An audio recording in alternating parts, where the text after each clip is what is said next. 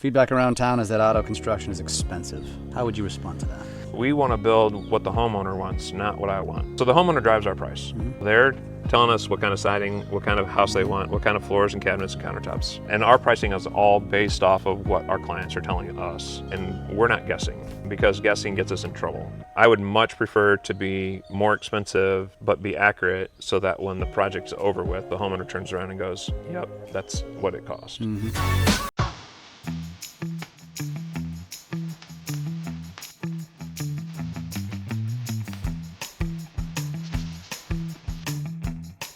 If you are familiar with the Lake of the Ozarks, there's one thing that is a unfortunate common problem, and that is getting consistent communication, just any response whatsoever from contractors.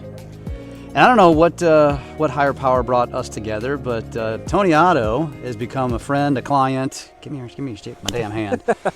And I've now learned a lot about the industry. Part of it's through frustrations from lack of communication, lack of responses, but now I'm learning, as he and I have interacted with each other, just kind of how this world works. So, Tony, you are not born and bred here, but you've been here a long time. You're now operating a very successful construction. You do renovations, company here, a big company here at the lake, and I want to talk about that. But let's start with just an introduction, who you are, what led you to the lake, and kind of where you are, what led you to where you are today? Sure. Jennifer and I have been here 23 years. You know, what gets us here is we kind of follow my mom and dad here. We started vacationing here in 1983, so a long time ago. A few years in, my parents made a comment that they wanted to move here at some point, and they did. They actually purchased the land that we're at in 1989, and they started a house in 1990. I moved my dad down here in 91, and then lo and behold, in 2003, my brother and I ended up at the lake just because my brother was like, I'm gonna move. And I said, well, not by yourself, you're not. So, you know, I went back to my wife and I told Jennifer, I'm like, hey, Sean's got this crazy idea to move to the Lake of the Ozarks. And she goes, well, is that really what you want to do? And I said, well, I do. I said, I've always wanted to work with my brother. She goes, we should do that then. The two of us with 4 kids and one on the way, you know, made a decision to leave a sales career behind, let that go and work with my brother and start this crazy trip we've been on for 23 years. And again, another maybe lesser known fact to an outsider, the lake has a very large contingent of people from Iowa. We do. And you're from Iowa. I am. Where from in Iowa? So I was born and raised in Denver, Iowa. So we are straight north of the lake, 6 hours, maybe to the lesser known to others. But if you know where Waterloo Cedar Falls, Iowa is, or Northern Iowa University, or what is called UNI, you know, we're about 12 miles north of where University of Northern Iowa is at. So we're a small farm community of about 1,500 people, kind of a bedroom community of John Deere. So we had a number of relatives that, you know, work at Deere. I still have cousins that work for Deere. I have, you know, family members and friends that do. So yeah, it was a great small town to grow up in. So that's where we came from. You know, ended up vacationing down here in the early 80s. My mom and dad fell in love with this place. They loved it down here. That's what drew us down here. Long before the lake is what it is today. Oh, long before. We used to come down here in an 18-foot boat, and it was plenty big. We used to drive right from where we're at now all the way to Topsider and back, the Old Clown restaurant, and have lunch. So by the way, we're at the 2-mile marker. Topsider's at the 19-mile marker. Correct. Wow. Yeah, you're not doing that in an 18-footer today. Well, maybe today on a Monday. Yeah, on a Monday in September, yeah, you can do it. But yeah, back then it was the first week of June. We were always here. It was fairly busy, you know. But back then, what was big? A 26-footer maybe. A yacht was in 30? the 30s. Yeah, it was crazy. I mean, it was just to see what lakes become today is just insane. But yeah, been a wild ride. So you moved, 4 kids, 1 on the way. What were the age ranges roughly when you made that big move? So we left Indianapolis, and Adam was going to be a freshman that fall, and that was kind of my determining factor too. When Jennifer and I decided that we were going to move, we were like, hey, if the kids get into high school, this is probably a no-go. We'd definitely want them to finish. So our oldest is Adam, so he was going to be an incoming freshman, and Nathan was going to be a 7th grader. So Aaron would have been, 4 years old. Grace would have been 2 years old, and then Becca wasn't. Becca was in the hopper. Yeah. So how did those older boys, I mean, they couldn't have been thrilled about that. They had their friends established. Yeah, you know, the one thing was they loved the lake too. So even when I lived in Indianapolis, though, we still vacationed here. Okay. You know, we would come down spend a week with mom and dad. I mean, they loved it down here too, so it was kind of an adventure for them to pick up roots and go. I mean, I would say that, yeah, they had some angst leaving their friends behind. Mm-hmm. You're not local either, and it's a pretty warm and welcoming community. They have people moving in and out here all the time. Yeah. The kids were extremely open to the boys when they ended up in school here, and they were in everything. I mean, Adam and Nathan both played sports. They're big basketball guys, so, you know, they played basketball year round, and it didn't take them long to integrate. Yeah, to integrate into the community. What school did they go to down here? School of the Osage. Yep. Nice. All the kids have been graduates from School of the Osage. So yeah, you know, the school system has been great. That's awesome. So this started with your brother. Was your brother coming from Iowa at the time? He was. Yep. He lived in Waterloo at the time. Okay. So he has this idea that I'm moving to the lake, and when that conversation happens, was it also a conversation of let's go to the lake and start a construction company? No, not really. My dad actually had a small handyman business here at the lake. He didn't want to get big. He had worked freight and passenger elevator company in Denver, Iowa, and he had spent 28 years with them. When he retired from Schumacher Elevator, he's like, hey, I just want to work for myself. I want to do small stuff. So he would do a small kitchen remodel. Mm-hmm. He did hundreds of storm doors for the condos around here. Mm-hmm. What happened, my brother got downsized in the tech industry in Iowa in the early 2000s, and he's like, hey, I need to do something different. I don't know what I want to do, but I know I want to do something different. And he goes, I think I'm just going to go to the lake and try and figure it out. And I said, well, are you going to move to the lake or just go to the lake? And he goes, well, I'd kind of like to move to the lake. Mm-hmm. And I said, well, what are you going to do? And he goes, well, I don't know. I think I'm just going to help Dad for the summer. And that's how that conversation started. And when we kind of talked, then we started asking realtors here at the lake. We had some friends of ours that were realtors, and they were like, hey, if you want to come and do this, I think you can stay busy. You know, at the lake, in 2003, the lake was very similar to it is today. It was extremely busy, lots of new homes going in, lots of kind of work going on.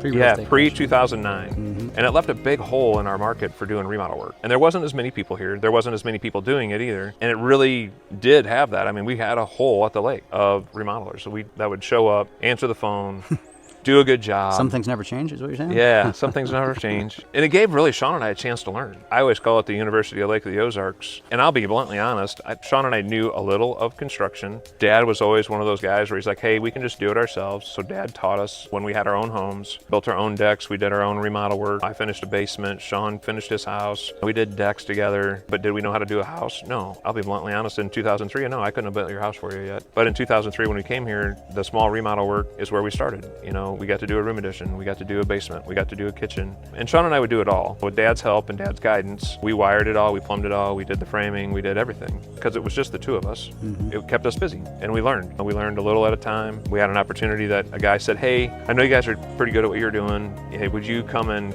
help me remodel my lake house this winter? So in 2004, a gentleman hired us to help him remodel his house. In the long run, it was actually an interview, about a 3-month interview to help him build a couple spec houses. Oh. 2005, the spring, we started a spec house with this guy and did the framing for him. And we had a gentleman by the name of Roger Gladback, who was also along, that was hired by the same guy, and Roger helped Sean and I learn. Roger's still around. He's been at the lake for a really long time. Pretty sure Roger's local. But I'll give Roger a ton of credit, because he took 2 guys and showed us how to frame, how to put it together correctly, how to do it right. And from that, I had a family walk in and said, hey, we really like this house. Would you build it again? And that was our very first custom in 2005. Wow, that didn't take long. 2 years. 2 years. So, you know, as I mentioned in the beginning, as now time has progressed, so now you've been here for a long time, going on 23 years, and things have changed. Now we're looking at massive growth, and there's a lot of questions, obviously, that I've asked you in the time that we've spent together, but contractors here at the lake, it's a different breed. It's the best way I can describe it. It's a different breed. It is. It is a different breed. And why is that? I don't really know. Is it because, I'm gonna guess before you answer or say anything about it. I feel like it's because this is such a second home market. There's something about, I was just thinking about this for myself, for future content. Like, you know how people say living on or near water just hits different. It feels better. You're happier. You're calmer. All the things. You're more laid back.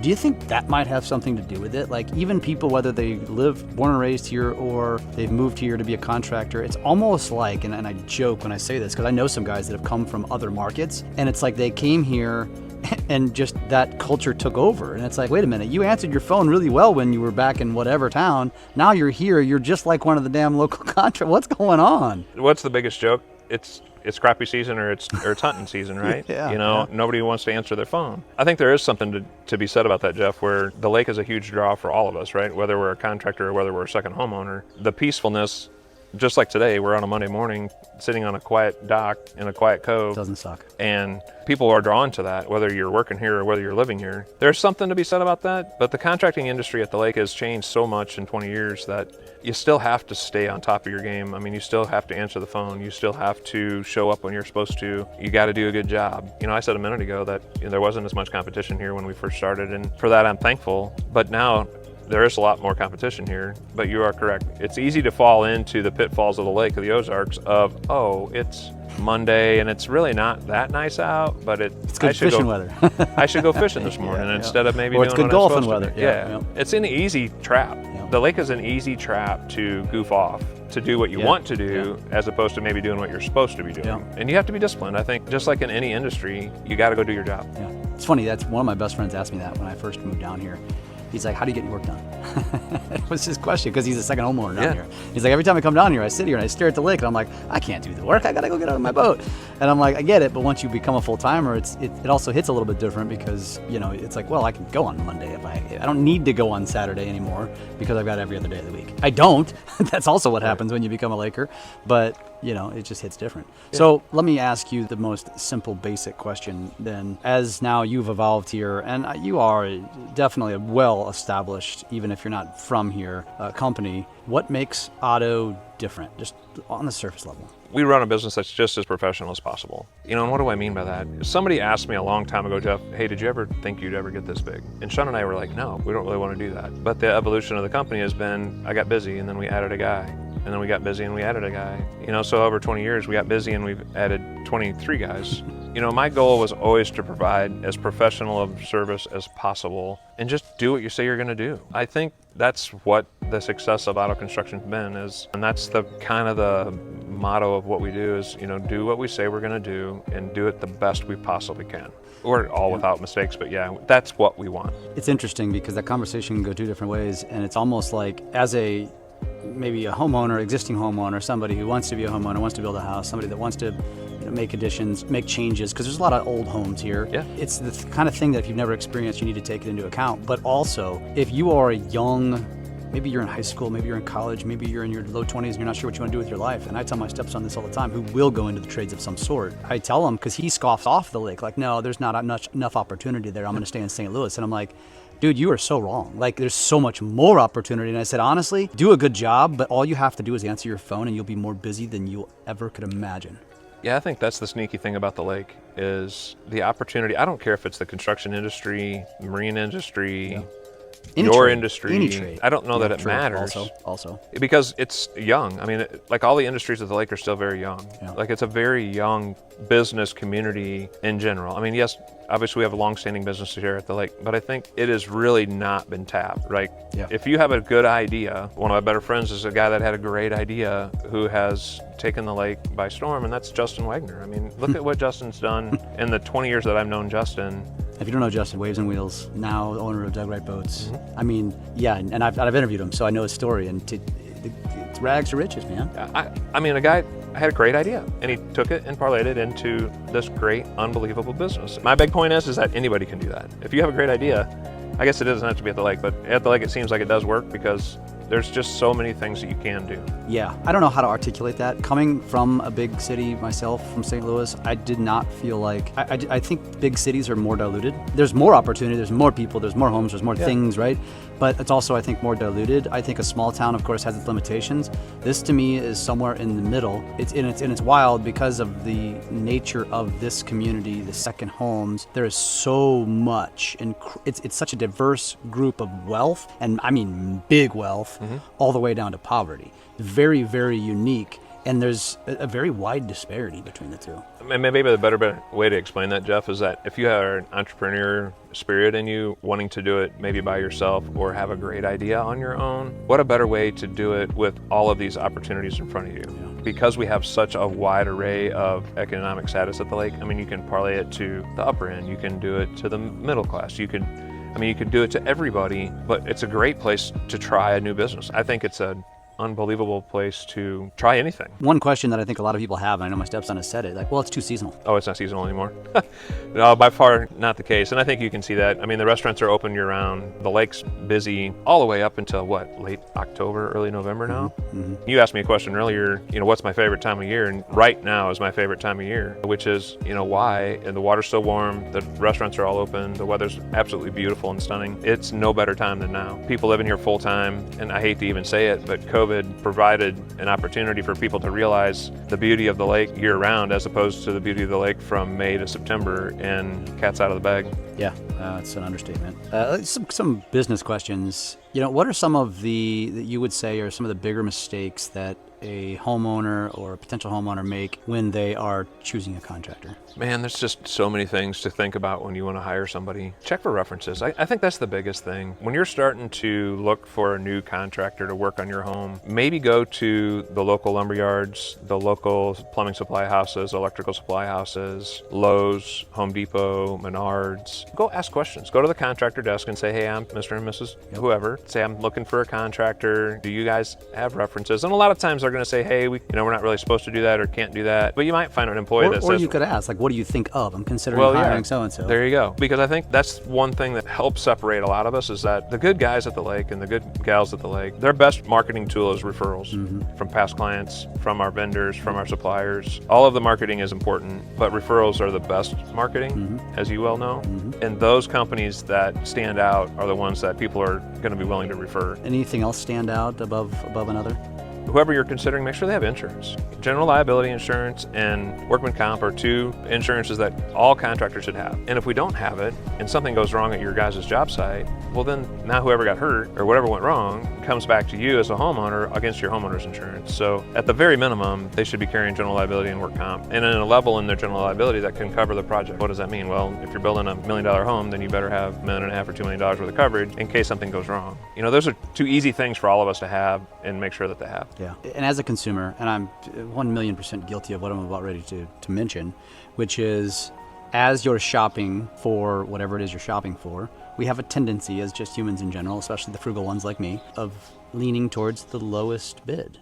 Why is that potentially detrimental when you are hiring a contractor? It's important to know what you're buying. I think in the contracting world, especially when you're building homes, or maybe even more important when you're doing custom additions and remodel work, is we need to know what the customer wants to buy. What does that mean? Well, it's not always about the size of addition or the size of the house that you're building. That does drive cost, but really what drives cost is your finishes. We want to know what kind of floors do you want? What kind of cabinets do you want? What kind of countertops do you want? How do you want this to finish? And then create the budget off of what the customer wants, not off of what we provide an allowance for. I've said this to so many people that allowances get people in trouble, right? They're what blow budgets apart and get us all into trouble because the homeowner may think, well, I've got $1,500 for this countertop because that's what the allowance was. But in essence, they really wanted an exotic countertop that was granite that cost 5 times that. And then all of a sudden, well, what happened to the $1,500 countertop? And now they're pissed at you. Yeah, and now they're mad at us because we didn't provide them with enough budget. But the bid was cheap. The bid was cheap, or was it accurate? And I think that's the two things that you want to get to with your contractor or your remodeler is you want them to be accurate. You may not like the accuracy of it because it's more than the cheap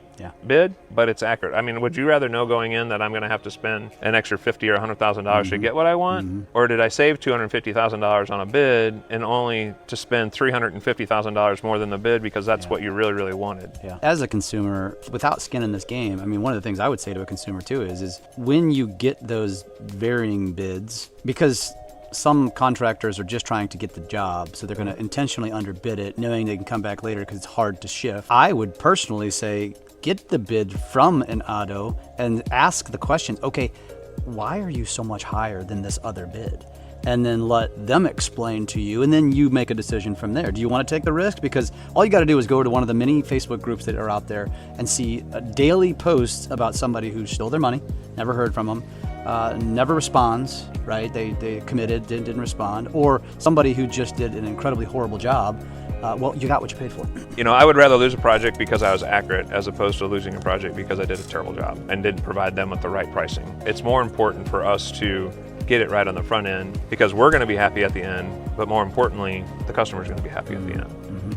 knowing what they're getting themselves into, not hoping for a low number and hoping for a good project, because that's not going to work. I mean, I think somebody's said it a million times that you can buy three things, right? Price, time, and quality. But you get to pick two. You know, and I don't know if that's true or not. Sure. But I think that there's more truth to that than you want to talk about. Yeah. A couple more questions, and we've kind of alluded to this, but I think it's incredibly important. And now that I've lived here, I'm understanding it. Why is hiring local so important, especially here at the lake? You know, it's a crazy ask, right? I mean, you should be able to hire anybody that's here, right? But I don't think it works that way, because a lot of us that are local, that are developed our businesses over a number of years, have developed the rapport with the subcontractors and the supply houses and know who we need to hire. We aren't waiting for a subcontractor from out of town to get here to do our work. We're not bringing our crews in from out of town to do our work. We're hiring the people that work here every day. They know how to deal with our hillsides. They know how to deal with the concrete. They know how to deal with our local base. We've taken 23 years to get a group of subcontractors that we can call up today and say, hey, I need a favor. I need somebody to come and fix this or do that. And I think that's important. Hiring local gets away from I don't know who to hire, and it gets away from just trying to find the next guy that can do whatever part of the project that you're on, because we have that planned out before we start. You know, we know who our subcontractor is going to be. Every job has already been lined out. Our purchase orders go out to them. They know it's coming. They can plan for it, and we're not waiting for somebody to get here. Yeah. So I think that's important. Yeah, I think you know one of my good buddies, Craig Kaiser. He did a massive remodel of his house. I think you've been to his house, and I could still remember the stories, because he went through countless contractors, never hired Otto, ended up doing most of it himself. And he's handy enough to be able to do that, but most of us aren't. I couldn't. And it's a great example, also horror story, also that's normal, sadly, if you don't hire local and don't vet it correctly and go for the lowest bid. You will ultimately find yourself in a similar situation and possibly screwed. Yeah. Not a guarantee every time. As you mentioned, there's other great companies down here. There are. I mean, there are a lot of, and I'll be the first one to say, Jeff, that, you know, we have a lot of new people in town, and I think it's good and bad. Obviously, we have more competition that, depending on how you want to look at it, could be bad, but I think it's good too. I mean, I think the local area can take it, but I just want to tell the guys that are coming in from out of town, try and hire local. If you don't know and don't know who, I would suggest join our Home Builders Association that we just got back up and running. You know, we meet on the third Thursday of the month. We want to know you guys. We want to know who's here. And for the homeowners, another way to try and figure out who to hire is call Central Missouri HBA. Call the Central Missouri Home Builders Association out of Jeff City. Ask Rachel, I need a list of local contractors at the lake that are members of the HBA that I can call. And why do I say that? Well, they also vet us. You know, we have to have insurance in order to be a part of the HBA. Rachel calls our references to make sure that we're doing what we said we're going to do. So I would tell homeowners, hey, if you just don't know, call there first, because she'll help you. Put you on the spot with the last question about the feedback around town. Feedback around town is that auto construction is expensive. How would you respond to that? I would respond as, I think I'm accurate. You and I've talked about this a little while ago, that the rumor in town is that I'm expensive, but I would beg to guess that I'm accurate. And I'll go back to, we want to build what the homeowner wants, not what I want. So the homeowner drives our price. They're telling us what kind of siding, what kind of house they want, what kind of floors and cabinets and countertops. And our pricing is all based off of what our clients are telling us. And we're not guessing, because guessing gets us in trouble. I would much prefer to be more expensive, but be accurate, so that when the project's over with, the homeowner turns around and goes, yep, that's what it cost.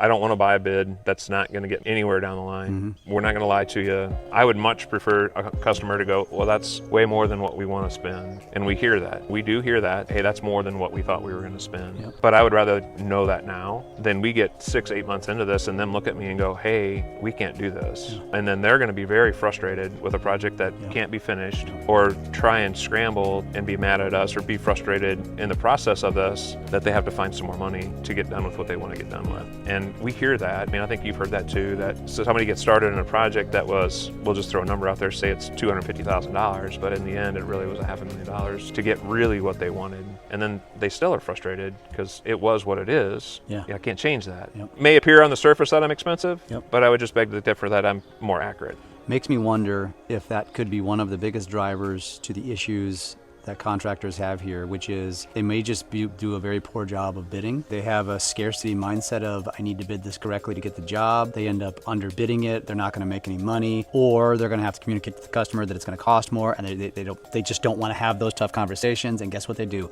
They ghost you.